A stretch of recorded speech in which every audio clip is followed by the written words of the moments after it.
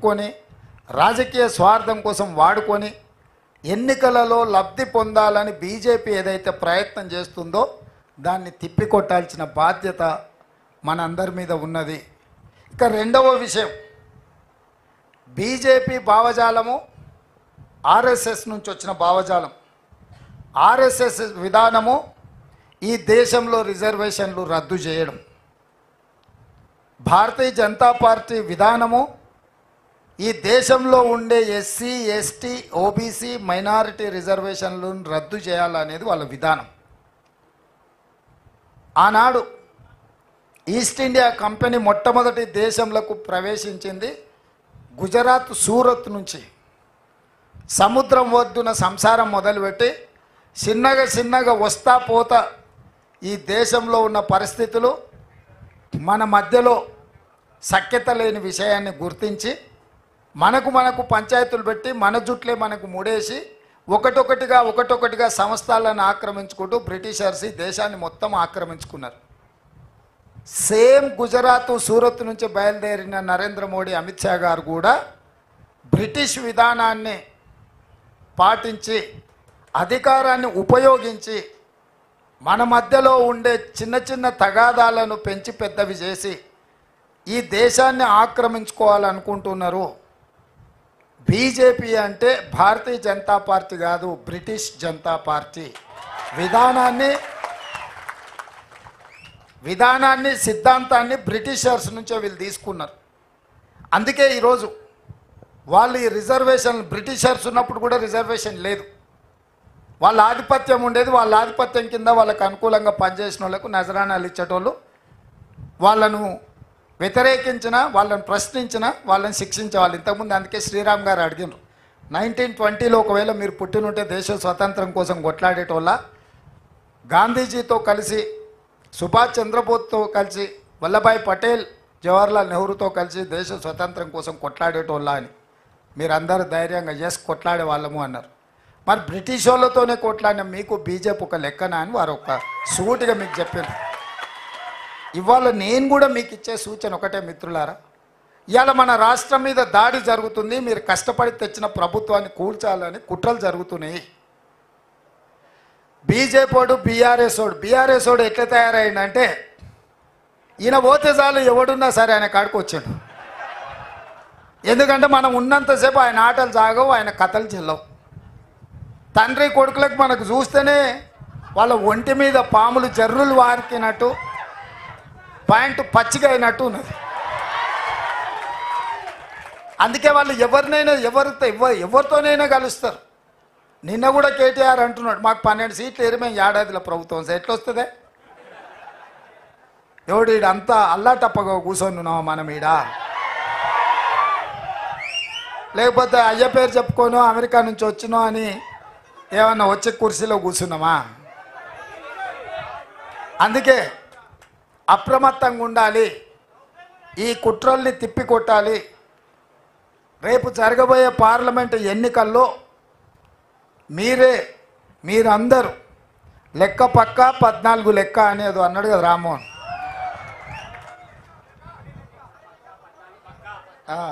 ఏంది లెక్క పక్క 14 పక్క. లేదు రామ్మోహన్ ఇంకా కరెక్టే చెప్తా, ఒకటే లెక్క 14 పక్క అని. ఒకటే లెక్క 14 పక్క. మరి ఇది చెయ్యాలి అని అంటే మొన్నటి ఎన్నికల్లో కష్టపడ్డ అనుభవం, మొన్నటి ఎన్నికల్లో మనం సాధించిన ఫలితాలు, 100 మీటర్స్ రన్నింగ్లో మనం తాడును చేరుకున్న తర్వాత రిలాక్స్ అయిపోయి చిన్నగా ఇట్లూరికి కింద కూర్చుంటాం, ఎందుకంటే మనం రీచ్ అయినామని. ఇప్పుడు మన సోషల్ మీడియా వారియర్స్ కూడా సేద తీరుతున్నారు చెట్ల కింద కూర్చొని, ఇంకా గెలిచినాం కదా అని. అందుకే ఇప్పుడు మళ్ళీ లేచి అందరి సెలవులు క్యాన్సిల్ అయిపోయినాయి. సైనికులకు యుద్ధ వాతావరణం, యుద్ధ మేఘాలు కమ్ముకున్నప్పుడు సైనికులకు అందరికీ సెలవులు రద్దు చేసి అందరినీ సరిహద్దులకు రమ్మంటారు, అవునా? మీకు కూడా అందరికీ సెలవులు రద్దు అయిపోయినాయి. ఇక అందరు మీరు వచ్చి డ్యూటీ ఎక్కాల్సిందే. ఎక్కడోళ్ళు అక్కడ ఎక్కడికక్కడ అప్రమత్తంగా భవిష్యత్ కార్యాచరణ తీసుకొని ముందుకు వెళ్ళాలి. ఈ ఎన్నికలు అత్యంత కీలకము. ఈ ఎన్నికల 14 సీట్లు నెగ్గడంతో రాహుల్ గాంధీ ప్రధానమంత్రి కావడమో కాంగ్రెస్ అధికారంలోకి రావడమో కాదు. 75 ఏళ్లలో 50 ఏళ్ల పైన మనమే అధికారం ఉన్నాం. రాహుల్ గాంధీ గారు ముత్తాత, నాయనమ్మ, నాయన అందరు ప్రధానమంత్రి పదవులు చూసారు. స్వతంత్రం వచ్చినప్పటి నుంచి సొంత ఇల్లు లేకుంటే ప్రభుత్వ బంగళాలనే ప్రధానమంత్రులుగానే వాళ్ళు ఉన్నారు. వాళ్ళకి పదవి కొత్త కాదు. కానీ ఎన్నికల గెలుపు ఎందుకు కీలకం అంటే ఈసారి బీజేపీ వాళ్ళు అడుగుతున్న 400 సీట్లు వస్తే రాజ్యాంగంలో సమూలమైన మార్పులు తీసుకొచ్చి రిజర్వేషన్లు రద్దు చేయాలని కుట్ర జరుగుతుంది. వాళ్ళు గతంలో త్రిపుల్ తలాక్ కావచ్చు, సిటిజన్ అమెండ్మెంట్ యాక్ట్ కావచ్చు, యూనిఫామ్ సివిల్ కోడ్ కావచ్చు, 370 ఆర్టికల్ కావచ్చు, నోట్ల రద్దు కావచ్చు, జిఎస్టీ కావచ్చు, రైతు వ్యతిరేక నల్ల చట్టాలు కావచ్చు, ఇట్లా ప్రతిదీ ప్రతిపక్షాలన్నీ వ్యతిరేకిస్తున్నా సింపుల్ మెజారిటీతోని పాస్ చేయొచ్చు కాబట్టి వాటి అన్నిటిని పాస్ చేసుకొని చట్టాలను అన్నిటిని కూడా వాళ్ళు ఇష్టారాజ్యంగా మార్పులు చేశారు. ఇప్పుడు రాజ్యాంగ సవరణ రిజర్వేషన్లు తీసేయాలి అని అంటే 2/3 మెజారిటీ కావాలి. 2/3 మెజారిటీ అంటే దగ్గర దగ్గర 400 అనుకోండిగా. అందుకే ఇవాళ 400 సీట్లు అడుగుతున్నారు. ఇస్ బార్ 400 పార్ అని ఎందుకంటారంటే వాళ్ళు రాజ్యాంగాన్ని సమూలమైన మార్పులు చేసి టోటల్గా ఎస్సీ ఎస్టీ ఓబీసీ రిజర్వేషన్లు రద్దు చేయాలని కంకణం కట్టుకున్నారు. ఇవాళ మన పూర్వీకులు మనకి ఇచ్చిన రిజర్వేషన్తో ఎస్సీ ఎస్టీ ఓబీసీలలో ఐఏఎస్లు ఐపీఎస్లు ఐఎఫ్ఎస్లే కాదు డాక్టర్లు, లాయర్లు, ఇంజనీర్లు, సైంటిస్టులుగా మారి ఈ దేశ సంపదను పెంపొందించడంలో క్రియాశీలక పాత్ర పోషించారు. ఇలా కార్పొరేట్ కంపెనీల కుట్రలో భాగంగా రిజర్వేషన్లు రద్దు చేస్తే పబ్లిక్ సెక్టర్ యూనిట్స్ అంటే రైల్వేస్ కావచ్చు, ఎయిర్లైన్స్ కావచ్చు, ఎల్ఐసి కావచ్చు, బిహెచ్ఎల్ కావచ్చు, ఐడిపిఎల్ కావచ్చు, లేకపోతే ఆర్డినెన్స్ కావచ్చు, డిఫెన్స్ ఫ్యాక్టరీలు కావచ్చు, ఈసీఐఎల్ కావచ్చు, ఈ సంస్థలన్నిటిని కూడా అదానీ అంబానీలకు పల్లి బఠానీల కింద అమ్మాలనే పెద్ద కుట్ర జరుగుతుంది. ఇప్పటికే చాలా వరకు అమ్మేసిండు. 60 లక్షల కోట్ల ఆస్తులను 6 లక్షల కోట్ల రూపాయలకు అమ్మేసిండు నరేంద్ర మోడీ 10 ఏళ్ల ప్రధానమంత్రి అయిన తర్వాత. ఇంకొక అంశం, 14 మంది ప్రధానమంత్రులు 1947 నుంచి 2014 వరకు 67 ఏళ్లలో వాళ్ళు చేసిన అప్పు 55 లక్షల కోట్లు మాత్రమే. 2014 నుంచి 2024 10 ఏళ్లలో నరేంద్ర మోడీ చేసిన అప్పు 113 లక్షల కోట్లు. అంటే 67 ఏళ్ళు 14 మంది ప్రధానమంత్రులు చేసిన దానికంటే డబల్ అప్పులు చేసిండు నరేంద్ర మోడీ. ఇవాళ ఈ దేశము 1,168 లక్షల కోట్ల రూపాయల అప్పులో ఉంది. చంద్రశేఖరరావు 7 లక్షల కోట్ల అప్పు చేస్తే ఈరోజు భారతదేశం 168 లక్షల కోట్ల రూపాయల అప్పులో ఉంది.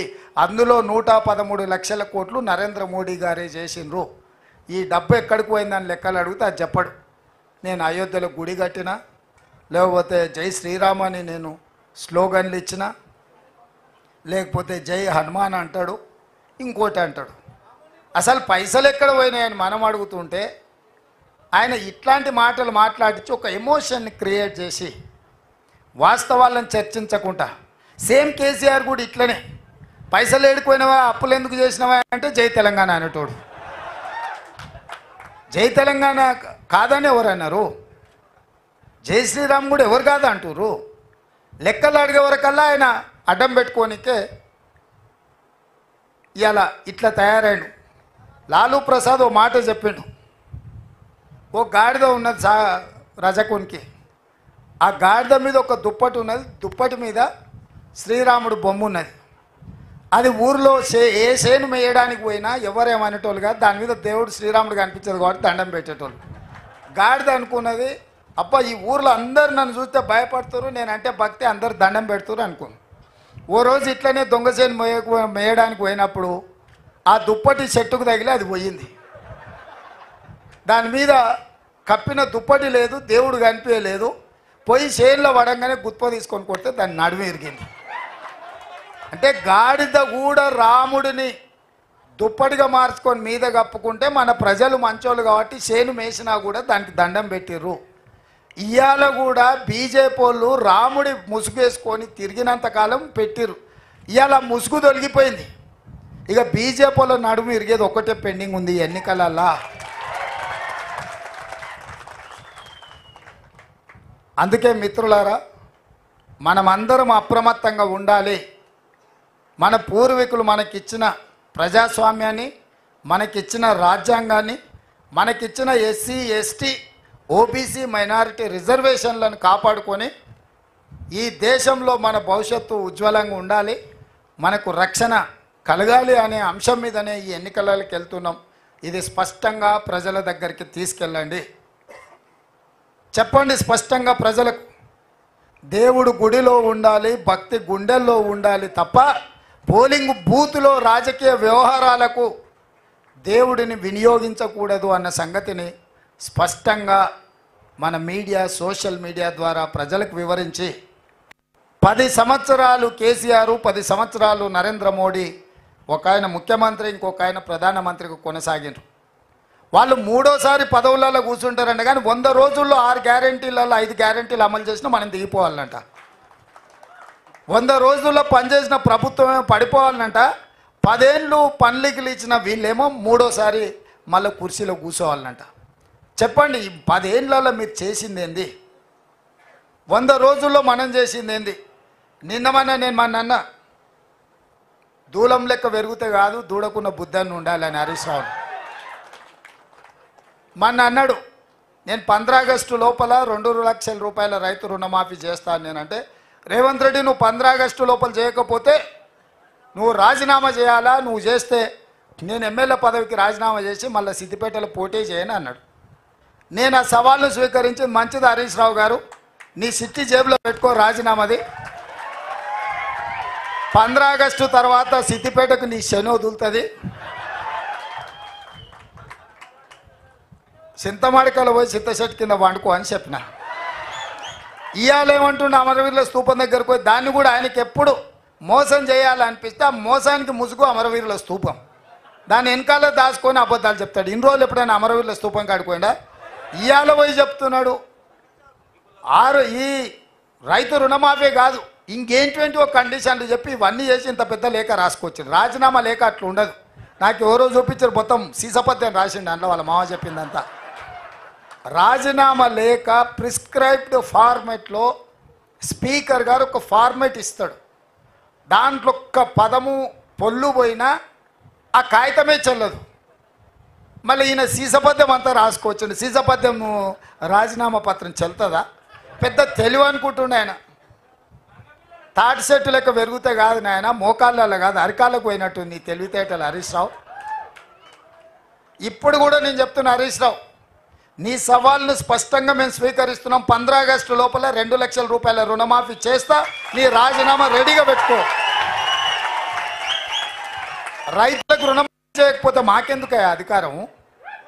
ఈ రైతులకు రుణమాఫీ చేయకపోతే ఆ రైతులు ఎవరు? మా వాళ్ళే కదా, మా కుటుంబాలే కదా, మా పరివారమే కదా. వాళ్ళ కోసము అయితే 30,000 40,000 కోట్లు అవుతుంది. కానీ ఏమవుతుంది? నువ్వు కాళేశ్వరం దోసుకున్న 1,00,000 కోట్ల కంటే ఎక్కువనా? హైదరాబాద్ చుట్టూతో నువ్వు ఆక్రమించుకున్న వేలాది ఎకరాల కంటే ఎక్కువనా? ఇక సరే, అంత దూరం ఎందుకులే. కానీ మీ దోపిడీ, మీలాగా దోపిడీ చేయకుండా ఒక్క సంవత్సరం నేను కడుపు కట్టుకుంటున్నానంటే ఆ 40,000 కోట్ల రూపాయలు బ్యాంకులకు ఎడవసేత్తో చెల్లిస్తాను నేను. అందుకే మీకు అందరికీ మీ ద్వారా తెలంగాణ ప్రజలకు తెలవాలి, 15 ఆగస్టు లోపల 2 లక్షల రైతుల రుణమాఫీ చేసే బాధ్యత మన ప్రభుత్వాన్ని స్పష్టంగా ప్రజలకు చెప్పండి. రెండవది, బీజేపీ గెలిస్తే ఎస్సీ ఎస్టీ ఓబీసీ మైనారిటీ రిజర్వేషన్లు రద్దు అవుతాయి.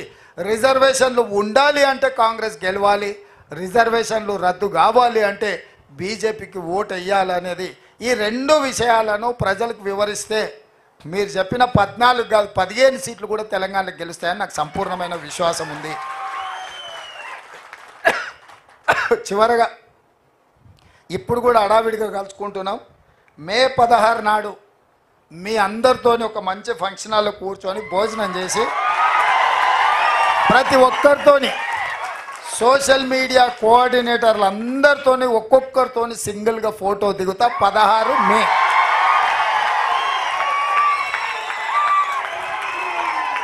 ఇది నా గ్యారంటీ. మే 16 నాడు మధ్యాహ్నము మన అందరం కలిసి లంచ్ చేసి అందరితోని ఒక్కొక్కరితోని మన సోషల్ మీడియా వారియర్స్ని అందరిని ఇవాళ రానోళ్ళని కూడా ఈ 20 రోజులు పనిచేయండి. 16 తారీఖు నాడు మీ అందరితో సింగిల్ ఫోటో దిగే బాధ్యత నాది అని తెలియజేస్తూ మీ అందరి దగ్గర సెలవు తీసుకుంటున్న. ఈ ప్రభుత్వం మీది. మీరు ఎక్కల కష్టంతో ఏర్పడ్డ ప్రభుత్వం. ఈ ప్రభుత్వాన్ని కాపాడుకునే బాధ్యత